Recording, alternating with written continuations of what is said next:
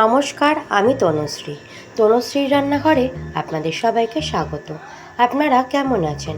আশা করছি আপনারা ভালো আছেন, আর আমিও আপনাদের ভালোবাসায় ভালোই আছি। আজকে বানিয়ে নেব আদার গুঁড়ো। আমরা 12 মাস বাজারে আদা পাই, কিন্তু তখন আদার দাম প্রচুর থাকে। এই সময় কিন্তু আদার দাম অনেকটাই কম। আপনারা এই সময় আদার গুঁড়ো বানিয়ে রেখে সারা বছর সংরক্ষণ করে রাখতে পারেন। যখন তখন আদা বাটার আর দরকার পড়বে না। হাতের সামনে একটু আদা গুঁড়ো থাকলেই রান্নায় দেওয়া যায়, আর স্বাদ কিন্তু একই রকম হয়, স্বাদের কোনো হেরফের হয় না। আমার আজকের ভিডিও যদি আপনাদের ভালো লাগে, স্কিপ না করে সম্পূর্ণ দেখার অনুরোধ রইল। চলুন ঝটপট ভিডিওটা শুরু করা যাক। আমি এখানে 200 গ্রাম আদা নিয়ে নিয়েছি। আদা পরিষ্কার করে ধুয়ে শুকিয়ে নিয়েছি। আজকের আমার ভিডিও ভালো লাগলে সম্পূর্ণ দেখে লাইক, শেয়ার, কমেন্ট আর চ্যানেলটাকে সাবস্ক্রাইব করতে ভুলবেন না।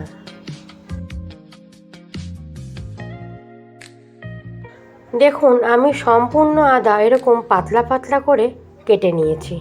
আদার খোসা ছাড়ানোর দরকারই নেই, খালি পাতলা করে কেটে নিলেই হয়ে যাবে। আর রোদে 2 দিন অন্তত শুকিয়ে নেব। আমি 2 দিন পর ফিরে এলাম। দেখুন, আদাগুলো সম্পূর্ণ শুকিয়ে গেছে। দেখুন, মনে হচ্ছে যেন পাঁপড় হাত দিয়ে ভাঙছি। ঠিক এইভাবে শুকিয়ে নিতে হবে। একটা মিক্সির জারে সম্পূর্ণ আদা দিয়ে ভালো করে গুঁড়ো করে নিতে হবে। দেখুন, আদার গুঁড়ো হয়ে গেছে। এই আদার গুঁড়ো একটুখানি খোসা খোসা আছে মনে হচ্ছে, আমি চালনি দিয়ে চেলে নেব। দেখুন, কত সহজেই বাড়িতেই আদার গুঁড়ো বানিয়ে নেওয়া যায়। ঠিক এইভাবে আদার গুঁড়ো বানিয়ে আমরা সারা বছর সংরক্ষণ করে রাখতে পারি।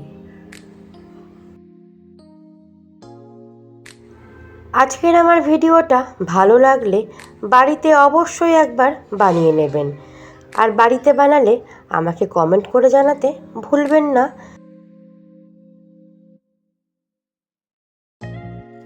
দেখুন, কত সহজেই বাড়িতেই আদার গুঁড়ো বানিয়ে নেওয়া যায়।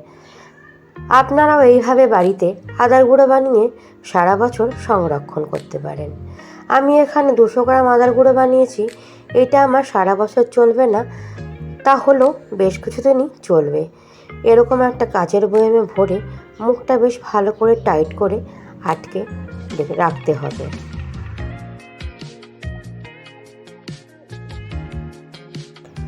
যখন তখন রান্না করার জন্য আর আদা বাটার ঝামেলা থাকবে না। বন্ধুরা, আপনারা ভাববেন আদার গুঁড়োর গন্ধ হবে না, কিন্তু এই আদার গুঁড়োর গন্ধ আর স্বাদ সবই কিন্তু বজায় থাকবে।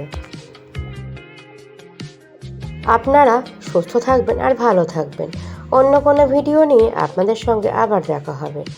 টাটা বন্ধুরা।